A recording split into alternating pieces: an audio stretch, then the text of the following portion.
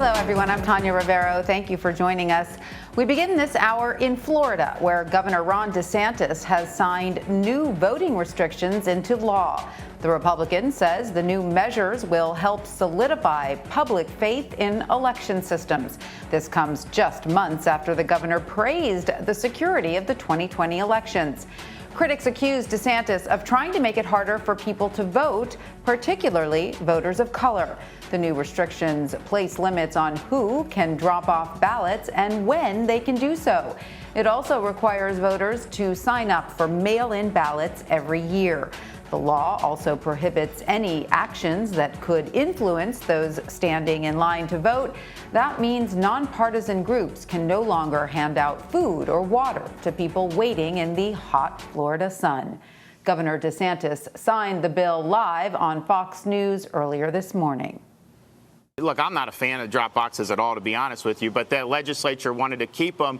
But they need to be monitored. You can't just leave these boxes out where there's no supervision, where they're in all hours of the night. So the drop boxes will be available only when they're monitored and during regular voting hours. For more, let's bring in Gary Fineout. He's the author of Politico's Florida Playbook. Gary, welcome. Great to have you with us. So, as I mentioned off the top, Governor DeSantis praised the security of the 2020 elections. So why the change of heart and why now? Well, I think it's somewhat evident as to why the change now. I mean, I think there was a lot of conversation among Republicans and the Republicans base about the election based, of course, upon the assertions made by former President Trump that there were irregularities, that there was fraud, that it was rigged.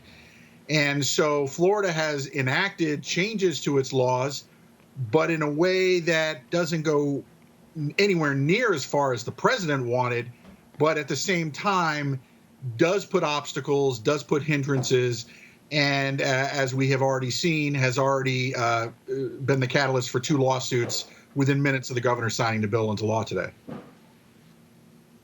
And let's talk about these lawsuits. As you mentioned, several of them have been filed today by a coalition that includes the League of Women Voters of Florida and the Black Voters Matter Fund. What will it actually take for this law to be overturned by a judge? Well, that's a good question. There are 2 separate lawsuits, and they look at a couple of different things. One of them is whether or not the law will have a disproportionate impact upon minorities, upon the elderly, upon the disabled, because some of the restrictions in the new law, for instance, put limits on how many ballots someone could pick up on behalf. So you have Democrats and other critics are saying, look, if somebody has an elderly neighbor or other people that just can't get out, it's going to be harder for them to get their ballots put in the drop boxes or even delivered to the actual supervisor of elections office. And so a lot of the lawsuits are probably going to focus on, do these new restrictions make it harder to vote? Now, what we've seen here in Tallahassee is the federal judge here has sided against the DeSantis administration on several occasions. But as was proven with the 2019 felons voting law, the Circuit Court of Appeals up in Atlanta, which has a lot of Trump appointees, sided with the state.